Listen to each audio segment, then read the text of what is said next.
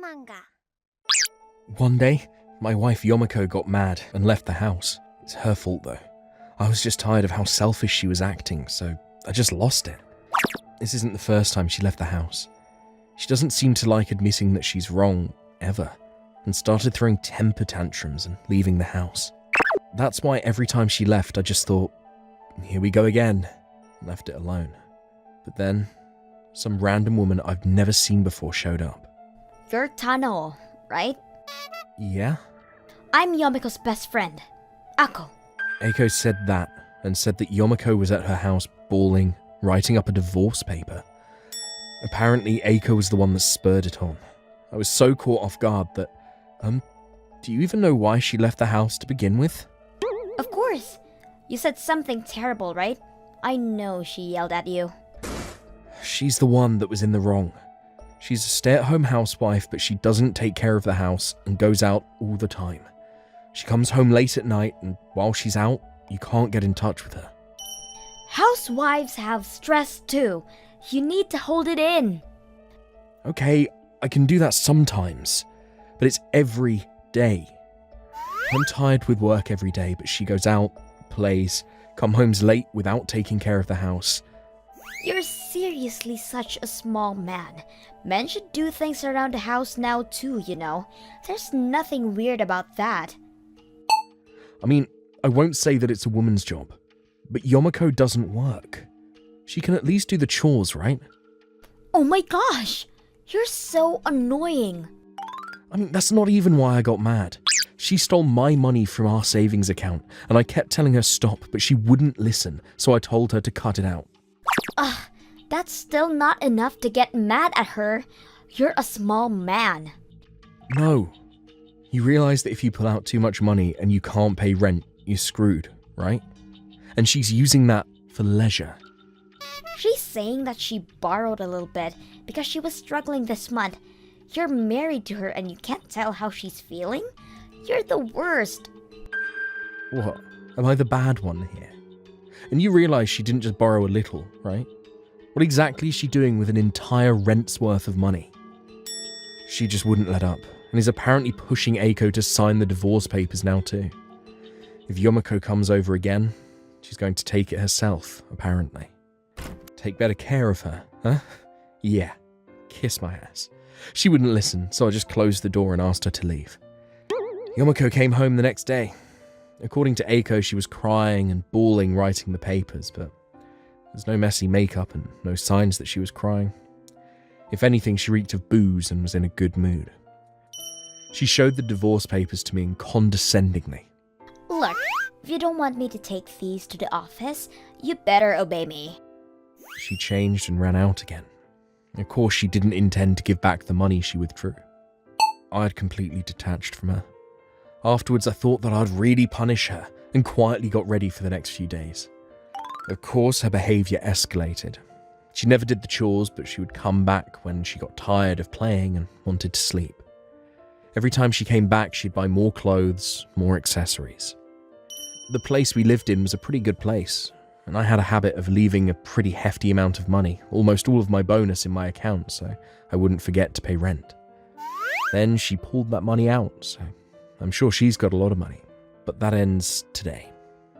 If there isn't any money left in the account, I can't withdraw any, can I? Just borrow some money and hand it over. Shut up. Why do I have to give you money so you can go play somewhere? What? Are you sure you should be talking to me like that? I think I'm gonna put up the divorce papers in. Are you sure you want that? If you can, then go for it. What is that attitude? You must have ripped it up and thrown the papers out, huh? You idiot. I'll just go buy another one and write it up. No, I already submitted the papers. They're not here. What? What do you mean you already submitted them? You stupid. The divorce papers. I signed them the day after you handed them to me and submitted them. I don't want to live with you anymore. What? What's going on? Just as she exclaimed that, the doorbell rang. When she answered the door, she was surprised at who was on the other side of the door. Why are you here, Dad? Mom? not why. I heard everything from Teneo. You're still connected to Ao, huh? Huh? How did you know that? I made sure to investigate everything while I let you play. Then lo and behold, I see you coming out of Aiko's house with Ao. And I showed your parents the photo. Turns out they knew who it was. That Aiko girl also knew about everything and was helping you out, right? You don't remember how much you poured into him before? I was so glad to hear you got married to Teneo, because you'd be away from him, but you're still with him. He just said he wanted to meet me. He said he wanted to see you, so you went to a hotel. I know about that too. That's... You've been putting money out for a while now, giving him money, right?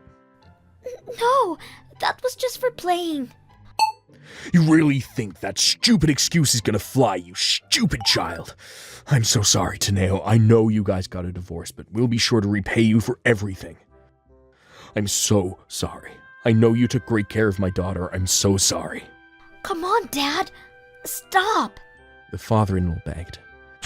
The mother-in-law immediately slapped Yomiko flat across the face. What are you saying? You're the reason your father is begging right now. You better understand what you've done.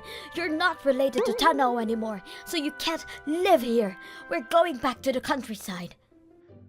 She heard her mother and realized that she had done something insane. I'm sorry. She started crying. I don't really care if you cry. I already submitted the papers, just as you wanted. I have no reason to take any care of you.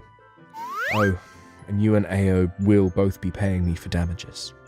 She looked disappointed and continued to cry. Afterwards, she went back to the middle of nowhere to live with her parents. I, of course, looked up more info about Ao, so I sent a bunch of proof of the affair to his home and work.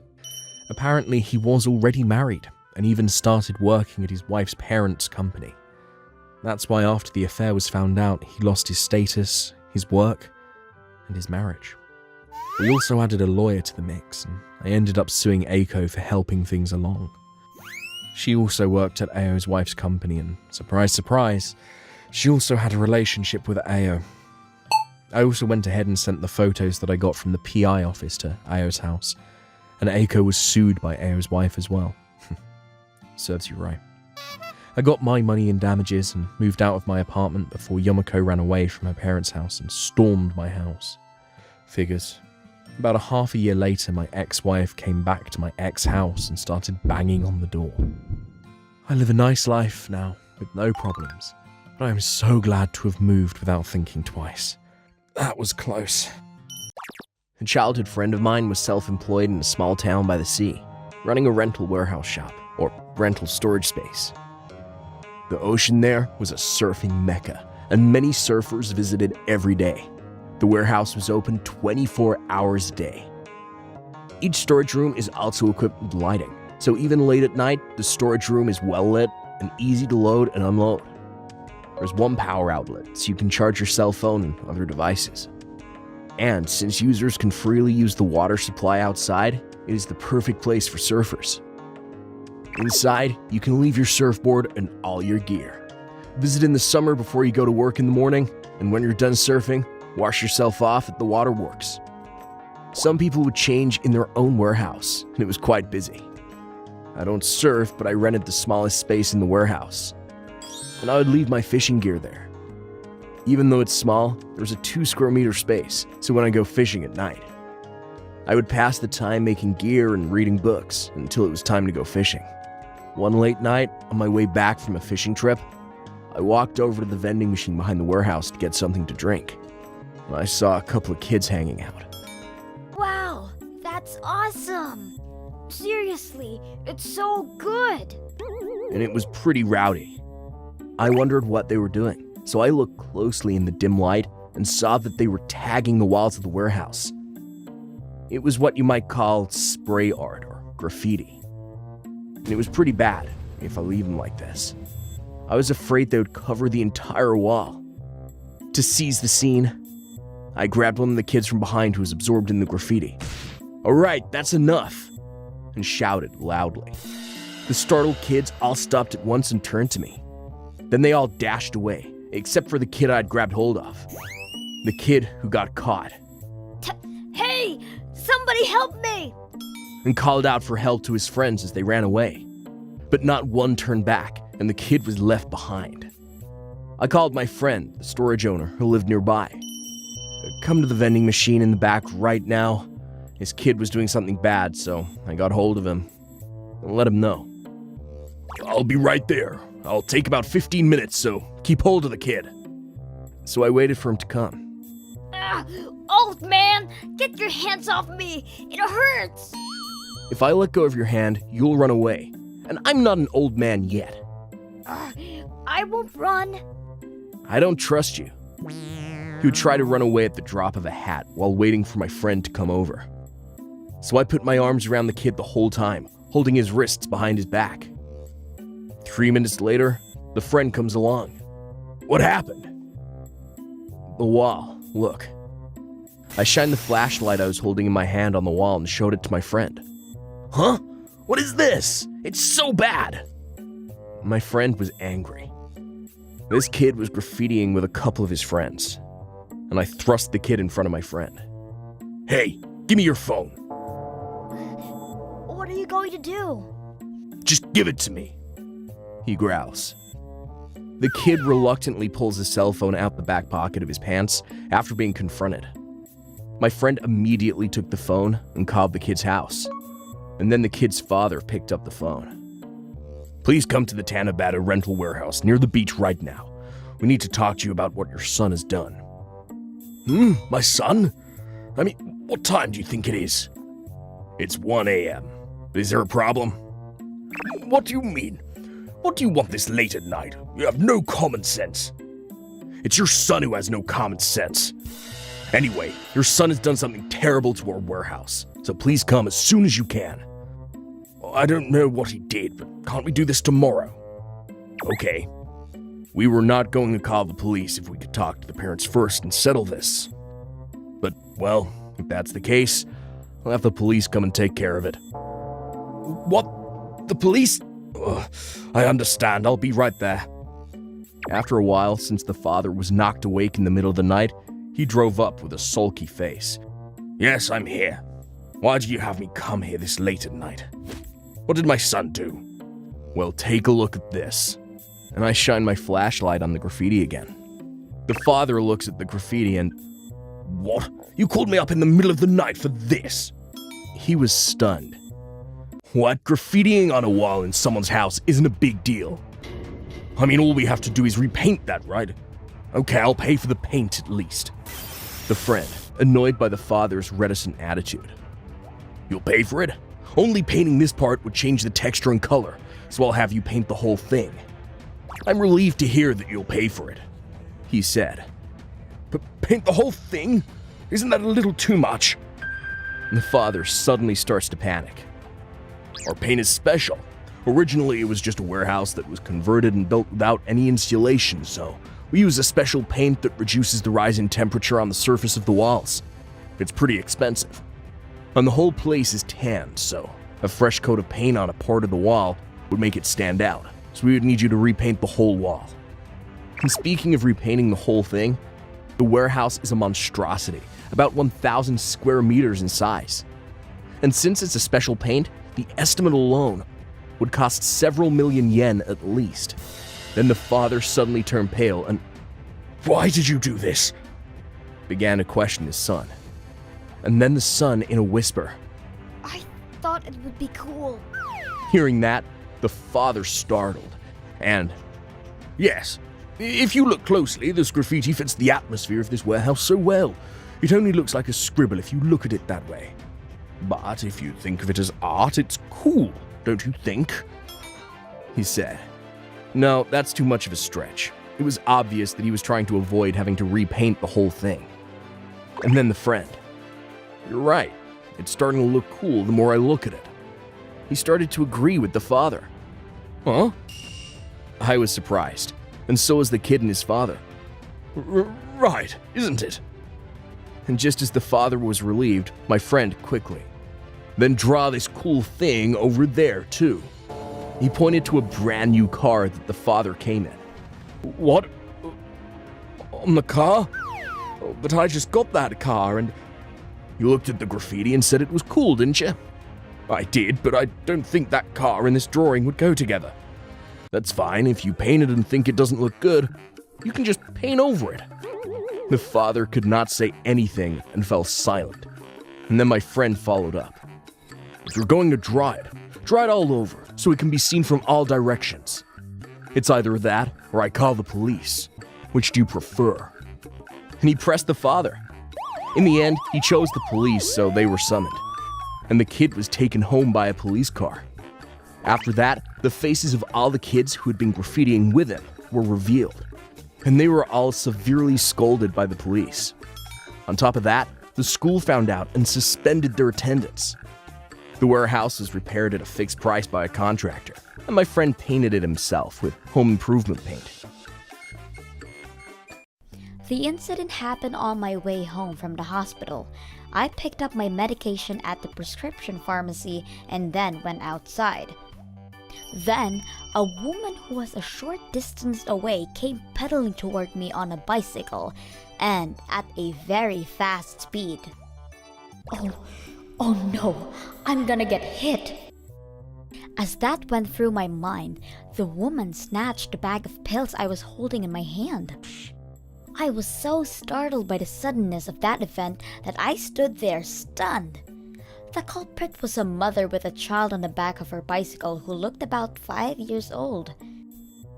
I didn't bother to chase them down to get it back because it wasn't like they stole my valuables.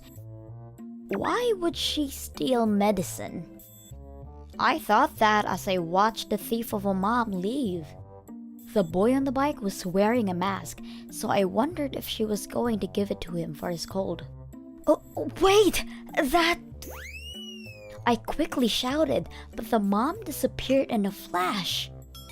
Oh no, those pills! Yes, inside were antidepressants and sleeping pills. I was at home just a year ago, caring for my 78-year-old grandmother. My grandmother developed an illness that caused her muscles to become painfully stiff and gradually lose movement throughout her body, and the hospital told her she would not live much longer. My grandmother wanted to stay at home as long as possible until her body became immobile. I thought it would take some time, so although I was working in a caregiving field at that time, I took a leave of absence saying, "I'll take care of her." I was a certified nutritionist and was thought to be a master of nursing home meals, but in reality was not so sweet. My grandmother would wake me in the middle of the night when her muscles ached. "Oh, my legs hurt and I need a massage." So I'd massage where she told me to, but she lost the sense of feeling since her muscles were already hardened, and even when I was moving my hands properly, "Hurry up and massage it. Why are you just standing there?" she would get angry. I could tell she was frustrated because she couldn't move her body as much as she wanted to, and I knew she was anxious. But no matter how hard I tried to care for her, I can't wait to die. I don't want to live anymore. She would always say things like that in front of me, and the next thing I knew, I was in an ambulance after taking a lot of sleeping pills. I was diagnosed with depression and was hospitalized for 3 months in a psych ward. Subsequently, my grandmother died. Still haunted by the trauma of that time, I continued to take medication long after I was discharged from the hospital. And today, as usual, I went to the hospital to see the doctor and picked up my medication, but as I was leaving the pharmacy, they were stolen. The problem is that the bag was stolen only contained the medication. The form with the medication details were in that bag along with my medication book. I always wear a mask when I go to the hospital to protect myself from germs. So if they stole them thinking I had a cold with my mask on, I hope she wouldn't give it to her kid thinking they're cold medicines. The antidepressant I was taking at that time was highly effective, but was prone to side effects and could cause a dry mouth, lightheadedness, and a strong risk of cardiovascular effects. I was really worried because it would be dangerous if they actually took it, so I told the hospital and the pharmacy about it just in case.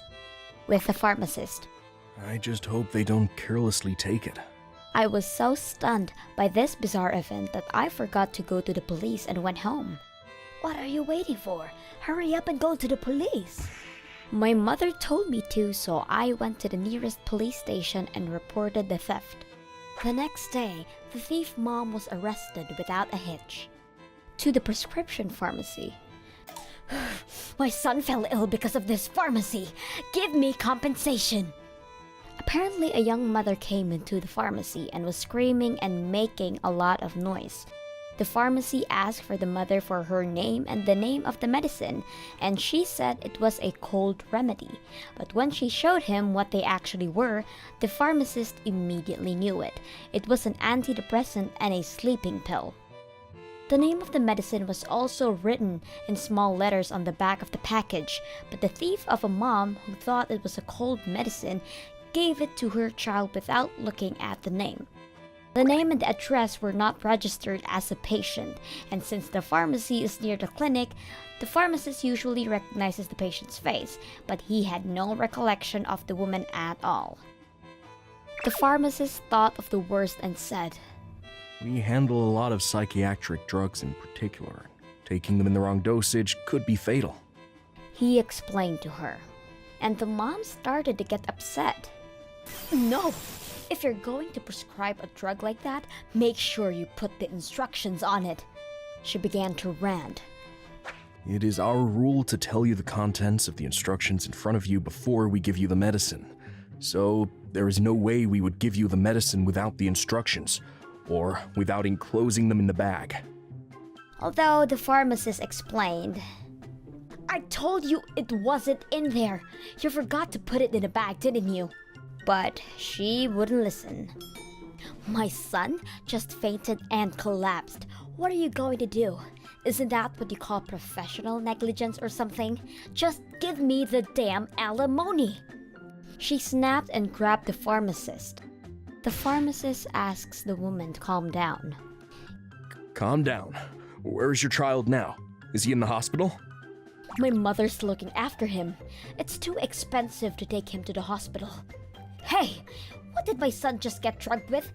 Is he going to die? Yet she frantically yells at the pharmacist. I don't know how much he took, but you need to take your child to the hospital first. So the pharmacist desperately tried to convince her. But the thief mom started going crazy, parading around and asking for alimony and compensation money. And finally, murderer! You die instead! She was so violent that the police were called. When questioned by the police during a subsequent interrogation, the mom confessed. She had often snatched from elderly people at other pharmacies in the past because she didn't want to waste money on medicine. It usually had a medicine information sheet with the bag, so she would give her father a medicine for high blood pressure, and she would take Loxonin when she had a headache to save money on medicine. This is the first time I snatched at this pharmacy, and although there was no form on it that said anything about the medicine, I thought it was cold medicine and gave it to my child who had a slight cold. He immediately became limp and drowsy and didn't wake up. No matter how hard I tried to wake him up, he wouldn't, so I thought I could get some compensation and came here. Is what she said. The pharmacy and the police contacted me, and the medicine she gave her child were indeed mine. I was told that her son woke up safely after that, and he had taken 2 sleeping pills and was sleeping soundly. It was the only relief for me that the child was okay.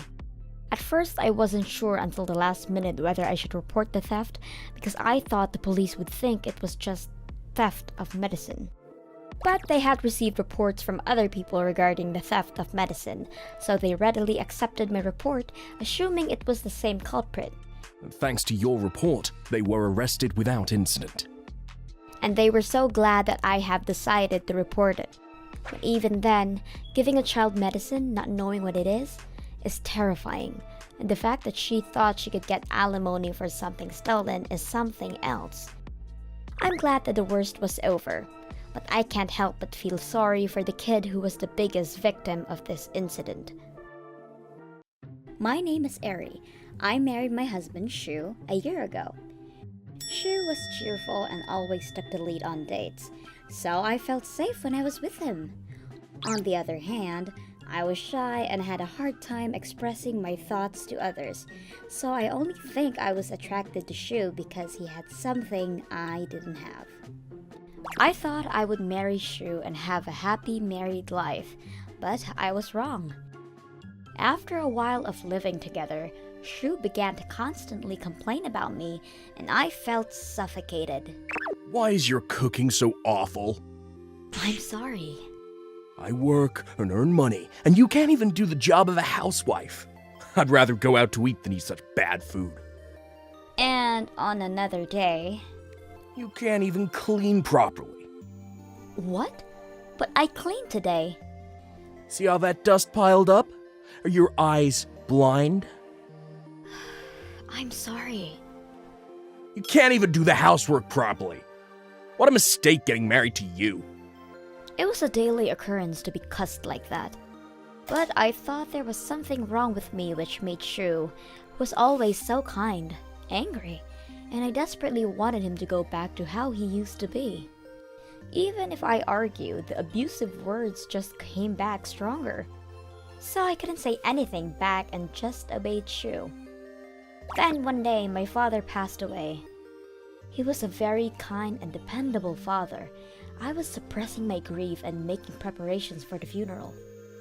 When Shu came back, I told him that I wanted him to attend the ceremony, but I couldn't believe what I heard. Why should I go? I can't go to the funeral because I'm busy with work right now. But the company has a bereavement policy, doesn't it? When your mother passed away, I used to take a leave of absence from work too, didn't I? This is a critical time. I can't take a break. I don't have time for funerals. Please, it's a family tragedy. Ask the company. I beg you. My husband seemed a little surprised since I usually don't insist strongly. Fine, all right. Just have to take the day off, right? Yes, thank you. Shu took the day off from work, even though it seemed like a hassle for him. But when Shu attended the funeral, his attitude was even worse. On the day of the funeral, Shu was hungover, wobbling on his feet and reeked of alcohol. Shu, why did you drink that much last night? Shut up. I'm here so it's fine, isn't it? Stop nagging. He even complained to the staff at the funeral hall. Hey, the air conditioning is bad. Make it warmer. So inconsiderate.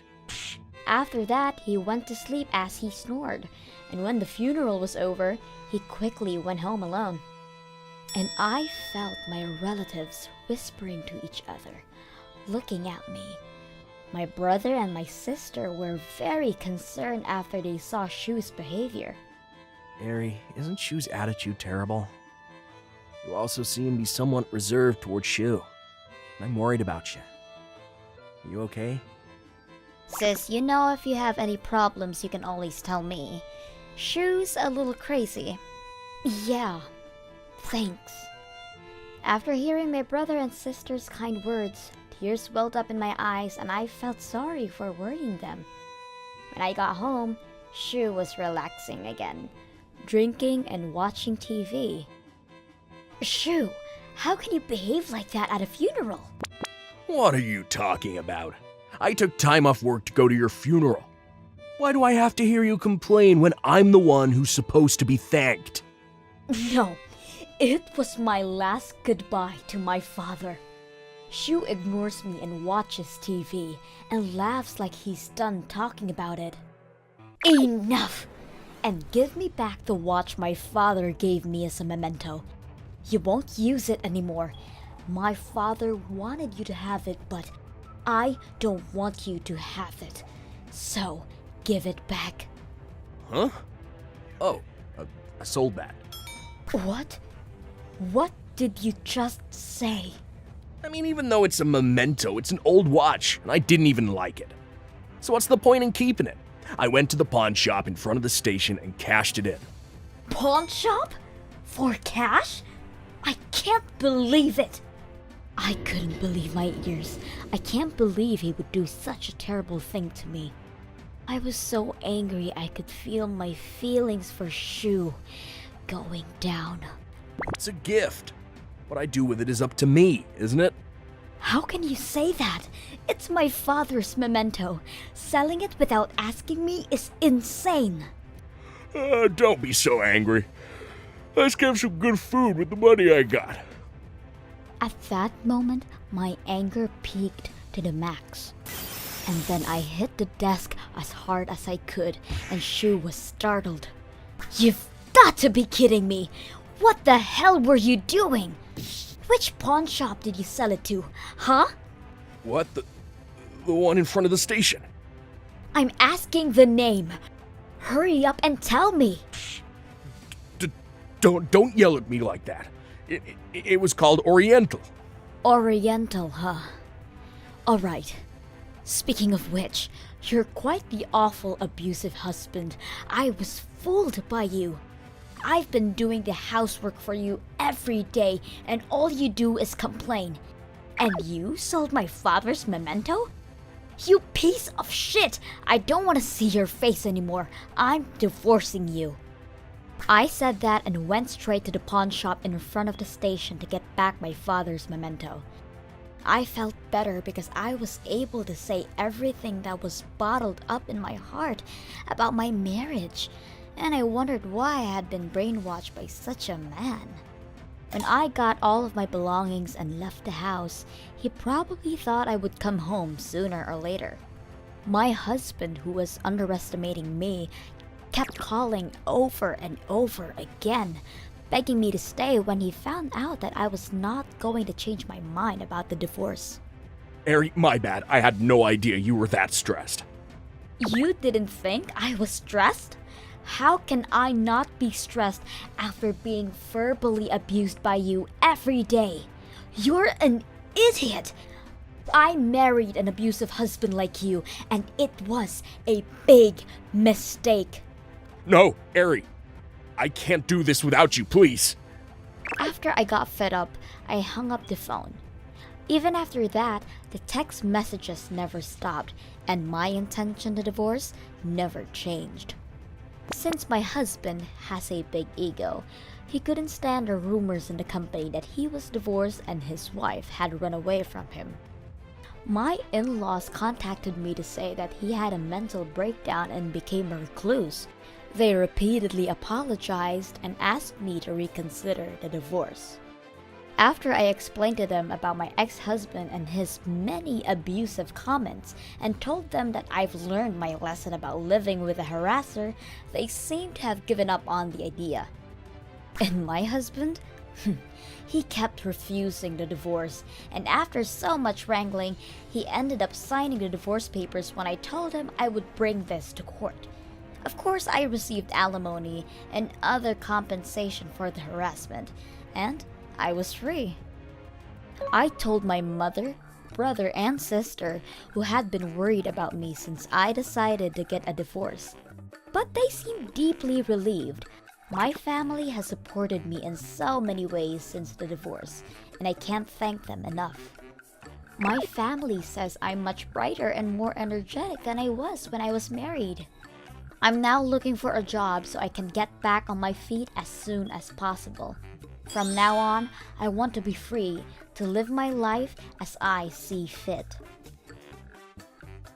My hometown is in the countryside, and there were a lot of people who had fields, and they each grew something. So my grandfather and grandmother lived in my neighborhood, but unfortunately that summer, they hurt their back and couldn't work the fields. That's why there were quite a few weeds in my grandfather's field, and my father and mother said we'd have to spray herbicides. I don't want to spray herbicides just because I want to farm again. He mowed the grass in the hot weather despite his bad back. Mowing the grass under the blazing sun. My brother and I, who couldn't stand to see my grandfather doing it with a sore back, decided to help him mow the grass on our days off from school so he could take a good rest. Our family had received a large amount of vegetables and fruits from my grandfather's harvest when he was working in the fields, so we decided to help him as a way to thank him. And it wasn't hard work, because I used the mower I borrowed from my grandfather. But since the land was large, I couldn't do it all at once on a midsummer's day, so I had to mow the grass in several days. One day, on Saturday evening, I went out to mow the grass as usual, when the sun was about to go down. My brother and I saw a delinquent's car parked in the grass, the flashiest one I had ever seen. There was no one in the vicinity and the engine was off, so I assumed it was parked. At any rate, I just mowed the grass near the car. To my grandfather after mowing, "Is someone coming?" "No, why?" Not that it really matters, but I saw a car I'd never seen before parked by my grandfather's field. I just wondered if anyone was coming. Well, it was the countryside after all, and things like this would happen. The next day, me and my brother resumed mowing the grass again. The car was gone. And there was a lot of trash around where the car was parked. Empty beer cans, empty containers after eating lunch, and even used condoms. I told my brother to bring a garbage bag, and we started collecting garbage before mowing. And then we found a lot of the same kind of trash from the areas we hadn't mowed yet. We collected the trash and found 2 big trash bags worth of trash. My brother and I then started watching the fields closely. One evening, I heard the slight sound of an engine entering the property nearby. My brother and I rushed over to see the flashy delinquent car we had seen earlier, parked right there, and a delinquent man and woman came out from inside. "This is what I like about the countryside. The large parking lot is free too, and I don't have to pay for a hotel room either." Seriously, and no matter how much garbage we throw away, they clean it up. It's like a 4-dimensional pocket. Right, if we bring our garbage here, it might all disappear. That's good. Then we wouldn't have to pay for throwing out garbage. We're so smart. While saying these things, they probably went to a convenience store nearby, arm in arm and kissing each other. While they were out drinking, I put a message on their windshield wiper with a warning, "No unauthorized parking." When I went to the field the next morning, there was a lot of garbage, and the warning paper I had put up last night crumpled up, and the car was gone. My brother and I worked hard to clean up the trash, but the messages were ignored, and the trash was left unattended. My anger was growing. I knew I had to say something to let it out, so I waited for the right opportunity to do so, thinking they would be back to do the same thing again. As soon as I heard the sound of that engine, I went towards the car and talked to the delinquents who came out. "I would like you to stop parking here without permission. This is my grandfather's land, and you keep leaving your trash here, don't you? Don't dump your garbage on people's land without permission." Grandfather means it's not yours, right? Then you don't have the right. It's the same thing because he's my relative. Besides, my grandfather has a bad back now, so my brother and I are in charge of the farm. I'm counting on you. Huh? I don't know anything about that. We're the ones who want to complain in the first place. You guys didn't get rid of the weeds fast enough, and now Tano's car is scratched up. I want to file a claim for damages. What are you talking about when you're the one parking on someone's property without permission? You're so annoying. You just need to get out of here. You're really getting on my nerves. That's right. Kids like you need to get out of here. And there's no proof we're the ones who dumped the trash, right? Someone else must have dumped it. Of course it's you. Huh? I don't care. The delinquent couple didn't listen to me at all, but rather shouted back at me. I was so angry I went home and told my brother what happened. Then my brother, who's cunning, "Well, it is what it is, bro. We just have to do what we have to do," and smiled. And the next weekend, my brother, "Let's concentrate on mowing today." That's right, the whole thing.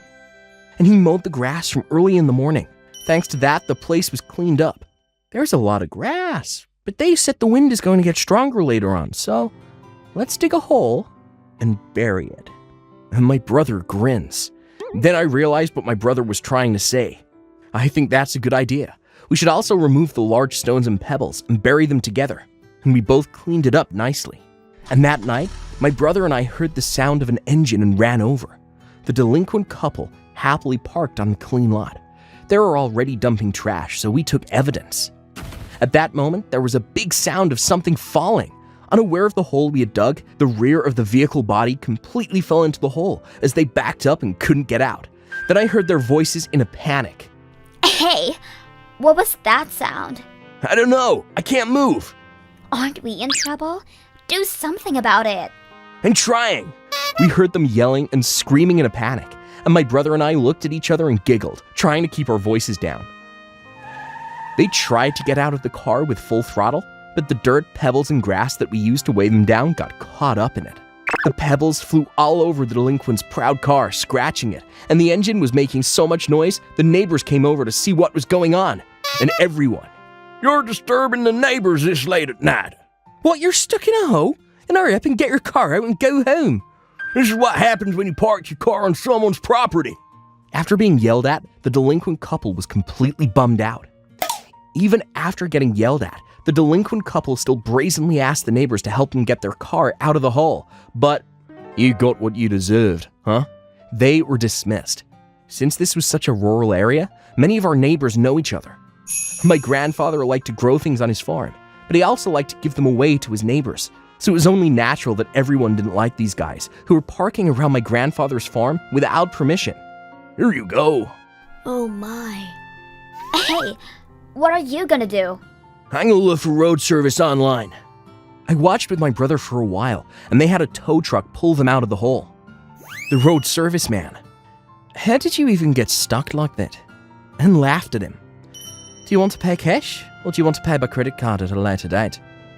"Damn it, how much is this gonna cost?" The boyfriend grumbles. "It depends on the distance, but I think it's somewhere in the tens of thousands." "Huh? Are you kidding me? Why is this so expensive? It's just a car." Even if you say that, the delinquent couple looked at each other with pale faces, checking each other's wallets. My brother and I, who'd been lurking in the shadows all along, watching the whole thing unfold. They could have stayed in a fancy hotel for a few grand. That's an expensive parking bill. We laughed hysterically. They were arguing about the towing fee, but it wasn't the towing that cost them a lot of money. It was the car. They were driving a nice car, but the gravel and stones had done a lot of damage to the body. The paint seemed to have peeled off, so I'm secretly gloating that if they get it repaired properly, the bill will be in the triple digits. It's been about a month since then, and the delinquent couple never showed up again. The fields are clean, my grandfather is happy, and I'm really happy. My name is Aki. I have a best friend named Lily who has been a close family friend of mine since I was little. She's what you would call a childhood friend. Lily's father is the president of a company, and he's very rich. In other words, Lily is a rich girl. So she's a little out of touch with the world in terms of money, and bad men who knew this often approached her to take advantage, and she was sometimes cheated. Soon after entering the workforce, Lily became pregnant. The other man seemed to run away as soon as he found out that Lily was pregnant, and when she couldn't get in touch with him, Lily came crying to me. She was already 8 months pregnant when she came to me for advice, and her parents, who were very strict, were furious about this and disowned Lily. I decided to do everything in my power to support Lily, who could no longer rely on anyone. And then 2 months later, Lily gave birth to a baby girl. The girl was named Mimi and grew up well. Lily also raised Mimi while working and became a great mother. I also helped her with things like picking up Mimi from daycare. At some point, I started getting more and more refusals saying that it was okay. I thought it was because Mimi was getting older, but it seems she actually got a new boyfriend. Her boyfriend, Kuraki, seemed very kind and sincere. In fact, they are already thinking about getting married. And when Lily went to talk to her parents, she was happy to hear that they gave her their blessing. Above all, I was so relieved to see Lily looking so happy. However, I was concerned that Mimi had been acting strangely for a little while now. Your new father seems kind. Does he play with you a lot? Mimi, what do you do for fun at kindergarten these days? Origami. I can make cranes and stuff. I'll make one for you next time. Thanks. I haven't been able to pick you up lately. Does your dad pick you up? Yeah. I was a little worried by the brusque reply whenever we talked about her dad, and then I saw a slight redness on her arm. I was married by then, and I had discussed Mimi's condition with my husband. My husband also adored Mimi, so he listened to me sympathetically. Maybe it's just my imagination. But what if it isn't? Yeah? Then how about this? After discussing it with my husband, I decided to give Mimi a stuffed rabbit for Christmas this year, although not just a normal stuffed rabbit. As I had hoped, Mimi was so happy with it, and she took it everywhere she went. And finally, Lily's wedding day. Both Lily and Kuraki looked happy, but Mimi remained downcast. The ceremony proceeded smoothly, and then came the vows. Do you swear to love, support, and walk with this one in sickness and in health? Then suddenly, Mimi shouted, "Mom!" Lily was surprised, but when Kuraki went to talk to her, Mimi's face turned tense and she looked down.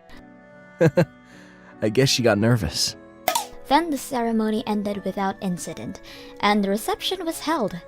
Lily, Kuraki, and their uncle and aunt all looked happy. I just couldn't help but wonder about Mimi, who had stopped speaking a word. Now let's ask Mimi about those two since you're always with them. Mimi, do they usually get along? Are you getting nervous?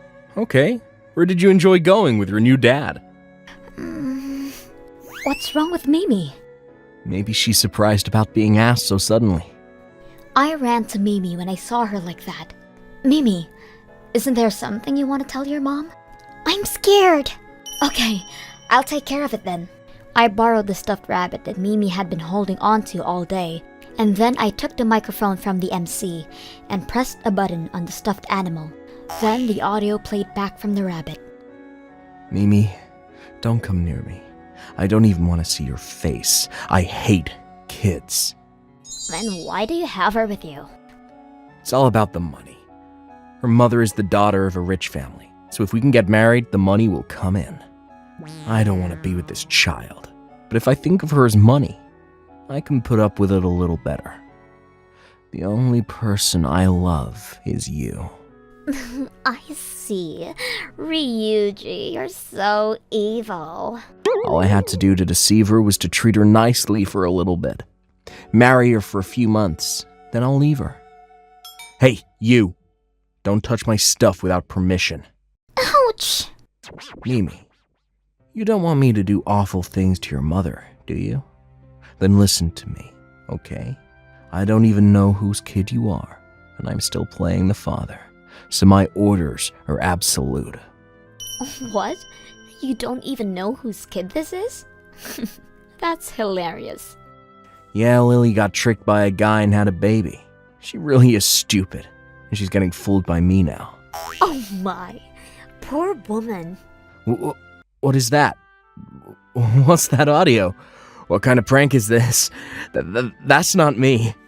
Oh, what do you mean? But this voice, it's you. Gee, this is crazy. Lily, how could it be me? Who do you believe, me or Aki? We'll find out if you're lying or not when we look into it. Whenever Mom wasn't around, it was always like this. He always takes me to some woman's house where it smells of alcohol and cigarettes. They always say bad things about me. The next moment, the sound of Lily slapping Kuraki echoed throughout the hall. I can't believe it! I can forgive you for cheating on me and talking bad about me, but I can never forgive you for hurting Mimi. You better brace yourself. I'm going to make you regret it. Lily, who's usually calm, snapped at Kuraki with such force that he nearly jumped out of his skin. Hey, what's going on? Is that true? Oh my god, I am so sorry. I can't believe you hurt my daughter and granddaughter. Don't ever show your face in front of my daughter again. And the woman who was mixed in among the invited guests were seized by the relatives after Lily's confession. Kuraki kept quiet until the end, but the woman spoke on everything, so the evidence for fraud was gathered. Lily's mother called the police, and Kuraki and the woman were taken away on suspicion of marriage fraud. The couple later on went behind bars together, and Kuraki's parents paid all the expenses incurred for the wedding and various fees. Kuraki was a scumbag, but I'm glad his parents were decent people. I can't believe this happened. I must have been hurting Lily too. leaving such an adorable granddaughter alone. Why don't you come to live with us from now on? Mimi, why don't you come live with Grandma? I want to spend time with you and Mimi. Mom told me about Grandma and Grandpa. I always wish I could live with you guys. Yay! Are you sure? I'm such a failed daughter. You're not a failure. It's great that you're raising her well, and I'm sorry I pushed you away. I've been worried about you. After this wedding, Lily and Mimi spent time at her parents' house with her grandfather and grandmother. One day, I was invited to Lily's house. Mimi was playing happily with her grandmother, and both Lily and I smiled naturally.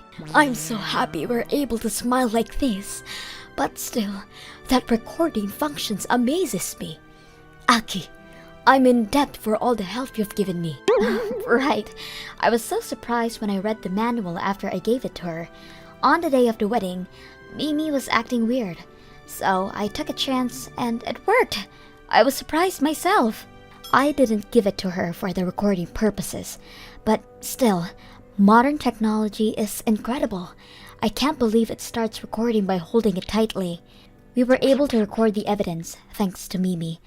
And I am just glad that the two of them are happy together. At the time when the first company I joined as a new graduate was too corrupt, I was still new to society and didn't know left from right.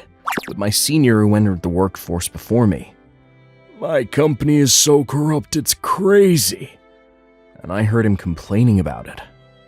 So I joined the company with a lot of anxiety about what it would be like. But the company I joined was so awful that it didn't even compare to what my senior told me. Normally, when an employee or a new graduate joins a company, there would be an explanation at the start, but that didn't happen. "Hey, go make some sales," he said to me. I didn't know how to do sales at all, so... "What? Could you come and give me some guidance, at least once?" "Huh? Do it on your own. There's the internet nowadays, so just Google it or something," and left me in the dark. Even if you try to make sales like that. Yeah, we're good. I was basically turned away at the door. Every day in the evening, my company would announce the results, but this was more painful than anything else, because I couldn't get a single contract. And yet, you have no talent. Hurry up and win some contracts. You're useless. My senior yells at me every day. And because I wasn't able to get results, you can't get contracts. So at least do some miscellaneous work. I was forced to do all my senior's miscellaneous work. I was going home on my last train every day, while my seniors went home on time. And my body and mind were in shambles. Since the company was like that, one by one, the new recruits disappeared with each passing month. At a meeting, the day after someone quit, we had to listen forever to rants against the fellow who quit, such as, "We don't want any slackers." After that, the number of new graduates kept decreasing, and the cost of all those who quit fell on me. When I was in an unstable state of mind and talked to another employee during a break, "Stop slacking!" and getting kicked was a common occurrence. I'd go home, take off my pants, and I'd have bruises all over my thighs. Then one day, as I was getting yelled at as usual, I knew something was wrong with my body. And when I checked in the bathroom, I had urticaria, to the point that my body was swollen. It was as if my body was telling me that it was at its limit. The urticaria was already so itchy that I couldn't stand it, and wanted to leave right now. But a senior noticed me not coming out of the bathroom and, "Hey, get out of there and do your job. Your work's piling up," and kicked the door. I fought the itch desperately and kept working. And then, as I was leaving, "Oh, I forgot to do this. Make sure you get this done by tomorrow morning. If you don't do it, you know what's going to happen, right?" And left after saying that. It wasn't a job for a new graduate like me, and most of the things had never been taught to me, which made me tear up. I don't know why I'm in this mess. It itches and I want to run away. But if I run, I'll be miserable again.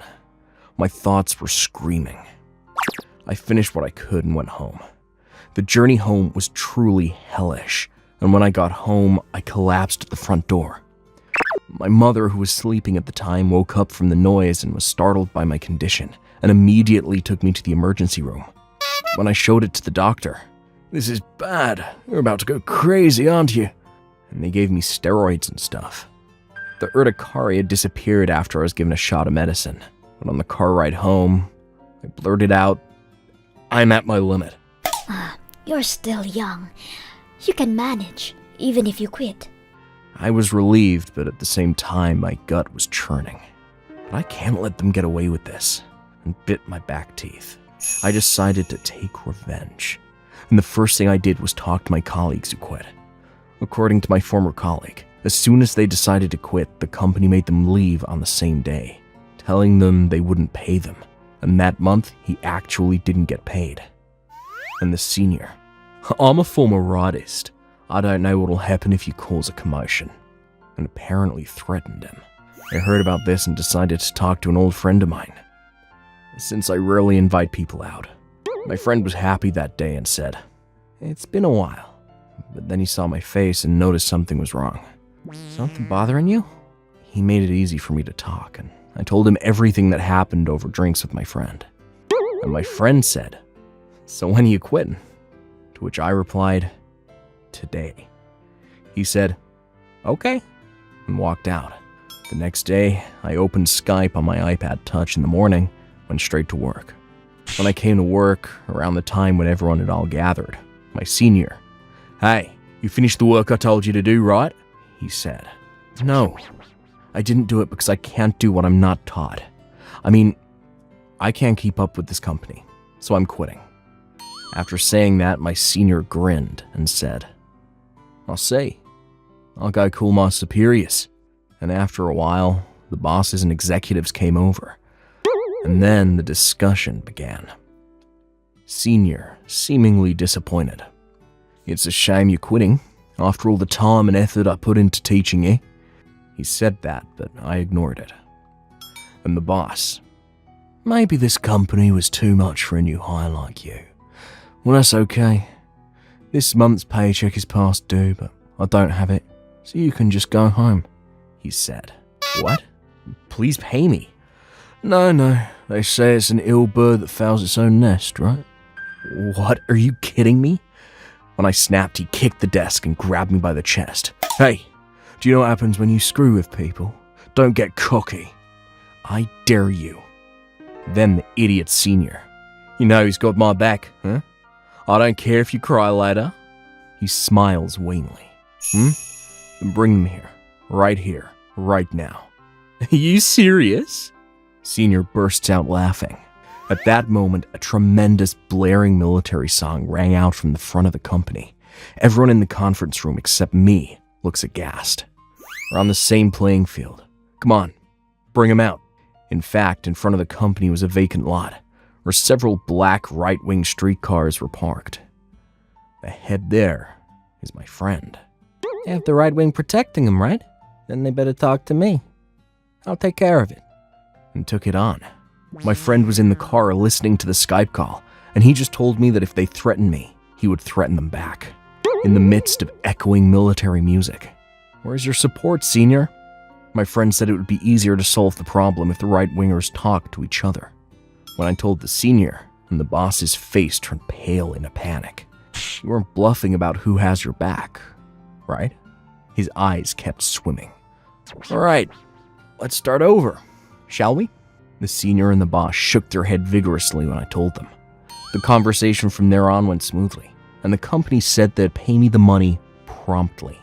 In closing, next time you should take better care of your new employees. Otherwise, you never know when you'll end up like this. Oh, and seniors should be careful not to joke about having someone behind your back, or you might get yourself in a lot of pain. Later, I invited my friend again for a drink, after I got him into such a petty matter. "I'm really glad you helped me. I'm sorry about getting you involved." No, I had a good time. And my guys are excited too." And my friend laughed it off. This time, I happened to be saved by a friend. But some people aren't able to escape from this pain. Corrupt companies are not going to disappear from the world. But I hope those people have someone they can rely on in times of need. Just like me. Thank you for watching all the way to the end. What did you think of today's episode? Leave a comment and let me know your thoughts on today's story. And if you enjoyed it, don't forget to like and subscribe.